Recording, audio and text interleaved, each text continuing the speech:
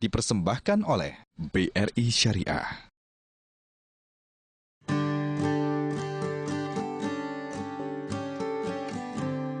Sukses sebagai seorang pengusaha, aktif dalam organisasi keagamaan dan kemasyarakatan, dan kini mengabdikan hidupnya untuk memberikan hunian yang layak dan terjangkau bagi seluruh masyarakat Indonesia.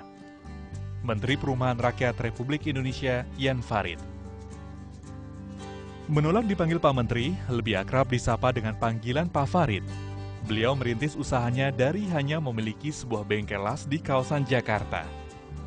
Putra kelahiran Tanah Betawi yang memiliki gelar di bidang arsitek ini memang dikenal sebagai sosok pekerja keras dan sangat teliti dalam setiap pekerjaannya. Keinginan untuk memberikan yang terbaik dalam setiap kegiatannya membuat usaha yang dia rintis terus tumbuh dan berkembang. Sehingga saat ini ia memiliki perusahaan kontraktor swasta yang cukup disegani di tanah air. Berkat pengalamannya di bidang properti, pada 17 Oktober 2011, Jan Farid dipercaya untuk memimpin Kementerian Perumahan Rakyat. Dengan tugas sebagai menteri yang mengurusi perumahan rakyat, hati seorang Jan Farid merasa terpanggil untuk mengabdikan dirinya sebagai anak bangsa, demi terwujudnya salah satu kebutuhan primer masyarakat, yaitu tempat tinggal yang layak dan terjangkau bagi seluruh rakyat Indonesia.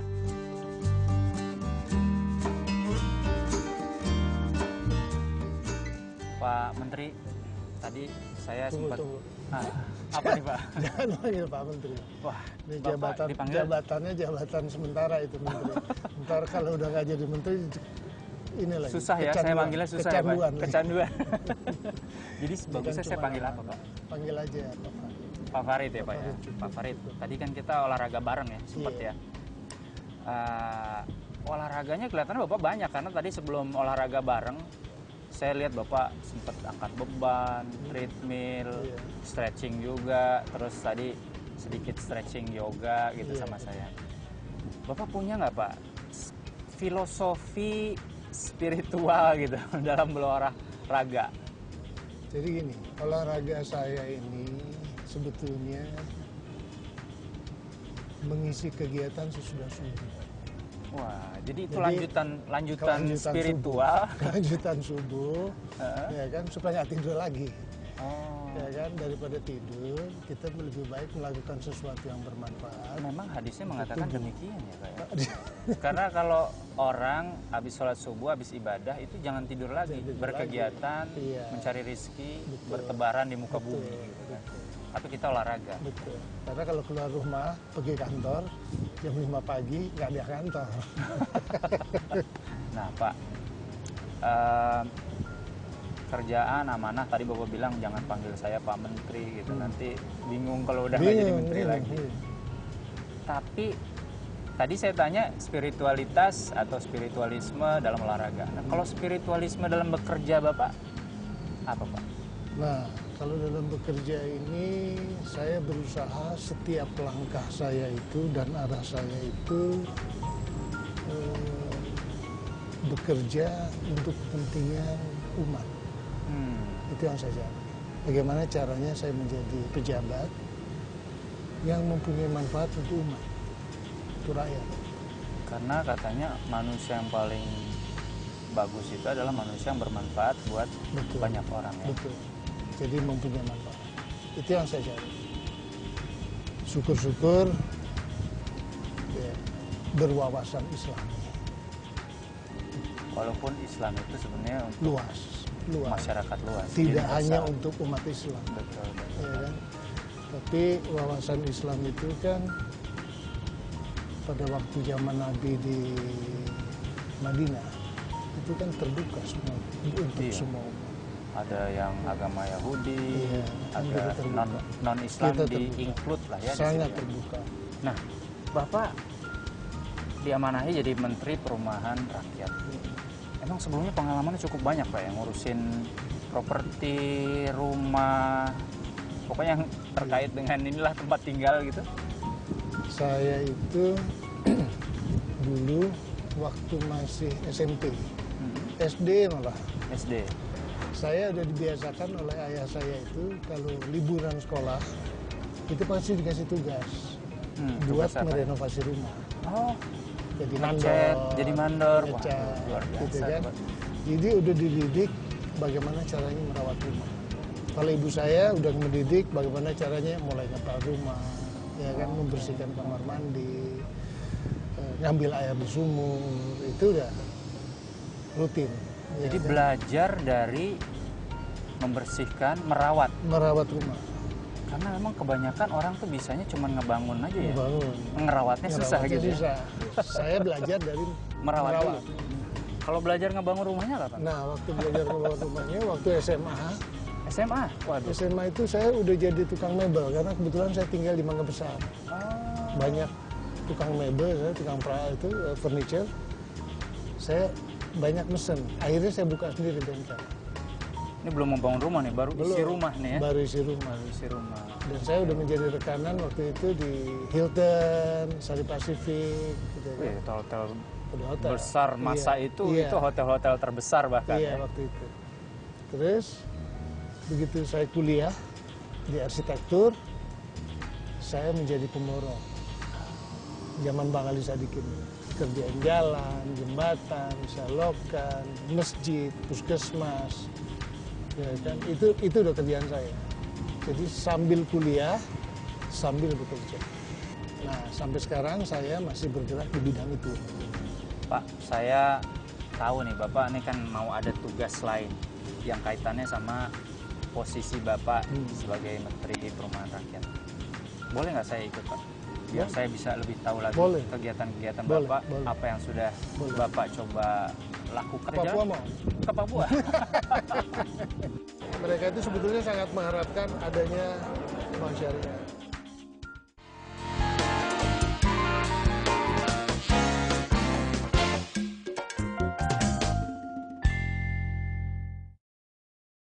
Dipersembahkan oleh BRI Syariah.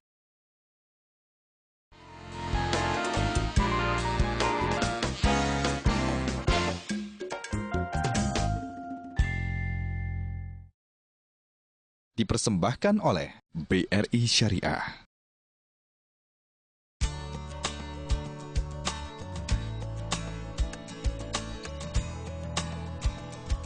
Memfokuskan kebijakannya pada penyediaan pemukiman yang layak huni pada masyarakat kelas bawah di Indonesia. Menteri Perumahan Rakyat Jan Farid mencanangkan program Perumahan Rakyat Klaster 4. Di antaranya membangun rumah sangat murah sebanyak 350.000 unit dan rumah murah sebanyak 650.000 unit hingga tahun 2014. Pengalamannya di bidang properti sangat mendukung kegiatannya sebagai Menteri Perumahan Rakyat. Suami dari Nini Wijaya mempunyai impian agar setiap anak bangsa punya rumah yang layak huni. Karena dari rumah yang layak dan sehat akan tumbuh generasi muda bangsa yang berkualitas. Dan di tangan mereka lah masa depan negara ini kita percayakan.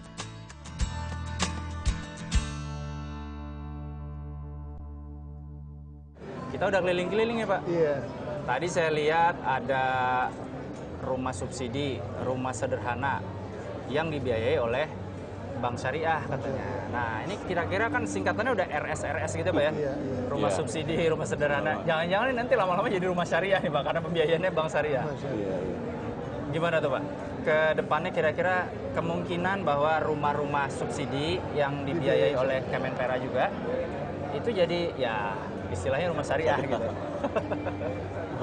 Ini kalau kita melihat ya, kita melihat bank syariah, ini sebetulnya perbankan yang paling cocok dan paling dekat dengan rakyat. Karena sesuai dengan pola, ya kan, aturan-aturan agama yang mereka punyai, ya kan. Jadi meskipun zamannya ini udah berubah, tapi masih ada yang tetap menganut ajaran Islam yang konvensional. Jadi mereka itu sebetulnya sangat mengharapkan adanya bank syariah. Jadi ini satu terobosan dari beliau ini dan sangat berperan aktif, ya kan, memperkenalkan ya kan program syariah ini dalam rangka biaya perkreditan untuk rumah bagi masyarakat. Ya. Ini menyenangkan, untuk saya menyenangkan. Terima kasih. Peminatnya banyak, promosinya kurang. Nah, itu tantangan. Tantangan ke depan ini promosinya harus lebih kuat. Karena ini animo terbesar masyarakat Indonesia ini sebetulnya syariah. Ya, mereka merasa lebih adem. Ya. Kemungkinan disita sangat kecil. Ya. Syariah. Syariah harusnya janganlah cita-citaan gitu Pak ya. Nah, makanya. Nah Lebih ini Pak Indra, manusiawi. Pak Farid tuh udah mendukung sekali. Ini kan Pak Farid ini meneruskan dari menteri yang sebelumnya Pak ya. Dan menteri itu hanya amanah tadi Bapak bilang kan. Jadi bagaimana membesarkan ini semua, tentu bank syariah yang Bapak pimpin itu harus siap dong, ya nggak? Nah, bisa tolong diceritain nggak kesiapannya sampai di mana? Atau kalau sudah ada ini target yang tercapai, kinerja gimana Baik, Pak? alhamdulillah Pak Gun. Jadi Pak Gunawan, jadi dapat saya sampaikan juga Pak Menteri, kalau saya panggil Pak Menteri. Jangan, Jangan, boleh, Pak Farid aja, Pak Farid, Pak Farid ya, bahwa bank yang kami pimpin sudah 2 tahun ini Pak dipercaya oleh kementerian. Ya, pada awalnya kita 200 lebih Pak, tapi pada tahun ini kita yang ditargetkan untuk bisa 1.200 rumah, kita sudah bisa selesaikan dalam 9 bulan. Pak. Ya. Sesuai dengan harapan Pak Farid tadi bahwa ke depan kita harapkan bahwa kita bisa berperan lebih aktif. Iya Pak, dengan 2 tahun pembelajaran, kemudian harapan ke depan. Promosinya seperti yang Bapak sampaikan, kita insya Allah Pak, kita akan evaluasi untuk bisa lebih mensosialisasikan KPR Sejahtera ini kepada masyarakat luas Pak. Betul seperti tadi Bapak sampaikan bahwa ini skim yang cocok sekali untuk masyarakat dengan jangka waktu yang ini. Syariah harusnya bisa menjawab kebutuhan itu Pak. Nah, insya Allah kita akan berkonsolidasi dengan kantor kementerian, mencari titik-titik di mana ada potensi-potensi yang kita bisa gali. Karena seperti apa tadi disampaikan di pembukaan Bapak pada ini bahwa 30 kota tahun depan ada di mana saja. Kita harus jawab itu Pak. Harus kita jawab. Jadi insya Allah Pak Gunawan, kita bank yang kami saat ini itu siap untuk mendukung KPR Sejahtera yang diselenggarakan oleh kantor Kementerian Perumahan Rakyat. Ya, Oke. Baik. Pak Farid, kita jalan lagi. Terima kasih Bapak. Terima kasih ya. Selamat ya. Terima kasih Bapak. Oke. Terima kasih Bapak. Yuk. Kita jalan Pak. Kita jalan. Yuk. 14 indikator kemiskinan itu ada di rumah.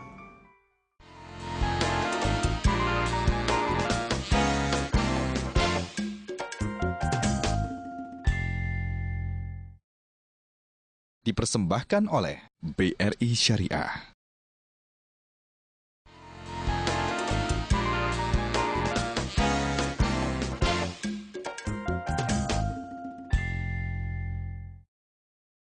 Dipersembahkan oleh BRI Syariah.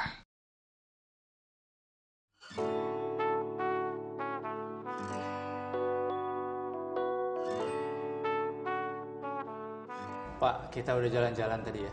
Boleh minum dulu ya Pak? Ayo dong. Kita minum dulu Pak. Iya. Oke.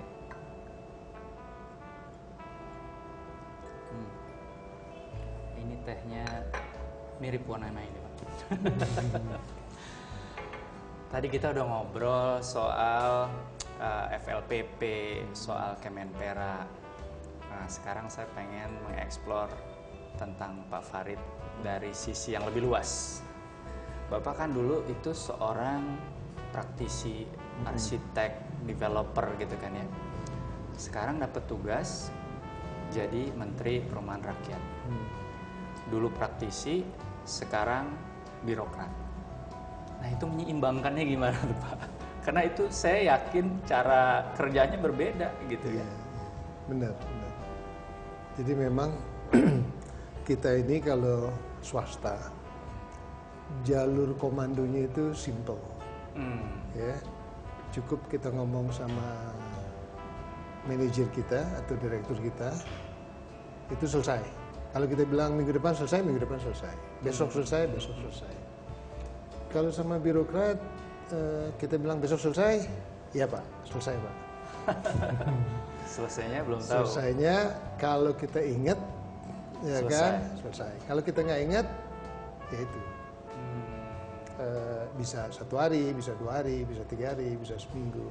Karena gini, saya juga akhirnya menyadari Birokrat itu sistemnya itu tidak bisa one man show. Jadi kalau kita ngomong sama eselon 1, biasanya eselon 1 tuh minta pendapat ke eselon 2. Karena kerjanya kan banyak. Dia bagi itu kerja. Nah, kalau ke atas gimana, Pak? Ke atas, Sama pimpinannya Bapak nih, dalam hal ini ya pucuk pimpinan di negeri ini gitu. pucuk pimpinan ini ya beliau itu kan sudah memberikan garis-garis kebijakan. Kita tinggal menjalankan. Dan secara rutin kita melaporkan kepada beliau progres-progres pelaksanaan kita. Itu gampang. Ke beliau paling gampang. Dan beliau itu saya melihat sangat islami. Oh iya, Pak. Jadi anggaran saya terus terang waktu saya pertama kali masuk itu kita program bedah rumah misalnya. 1 tahun cuma 25.000. Saya jelaskan kepada Bapak Presiden, ini bagus loh program bedah rumah, saya bilang. Ini bisa menjadi program unggulan dari Bapak Presiden. Karena kalau kita melakukan bedah rumah artinya seperti Aladin lah. Lantainya itu yang tanah kita Jadi perbaiki. Atap yang daun kita ganti pakai sign. Dinding yang gede ya kan kita ganti pakai papan atau tembok dan mempunyai ventilasi yang lebih baik.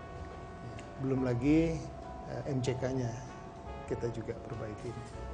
14 indikator kemiskinan itu ada di rumah. Jadi kalau rumah ini kita bedah, 14 hapus, tinggal sisanya. Pak, ini ada satu pertanyaan yang menggelitik saya. Sebenarnya Bapak punya mimpi nggak untuk perumahan rakyat di Indonesia, Pak? Dan kalau itu masih mimpi, pastinya kan pengen diwujudkan. Pengen diwujudkan. Nah, itu sudah terwujud atau masih mimpi, Pak? Sekarang masih mimpi. Ya, tapi ini ada undang-undang inisiatif DPR. Nah ini mudah-mudahan dengan undang-undang ini mimpi saya bisa terwujud. Apa tuh, Pak? Karena ya ini DPR lagi memperjuangkan rancangan undang-undang tabungan perumahan. Ya kan? Saya ini sangat mendukung dan sangat berkepentingan terhadap RUU tabungan perumahan. Dan saya ingin sekali tahun ini selesai. Karena di Undang-Undang Tapera itu nanti rakyat baik yang berpenghasilan tetap maupun yang tidak berpenghasilan tetap berdasarkan undang-undang tuh diwajibkan menabung untuk memiliki rumah. Ya kan? Nah, kalau sampai itu terjadi, ya kan? Kita ngomong yang pekerja aja deh, kita jangan ngomong yang sektor informal dulu. Yang ikut pun nggak usah banyak-banyak deh, 50% aja yang ikut. Dalam 20 tahun kita bisa ngumpul uang 2.800 triliun.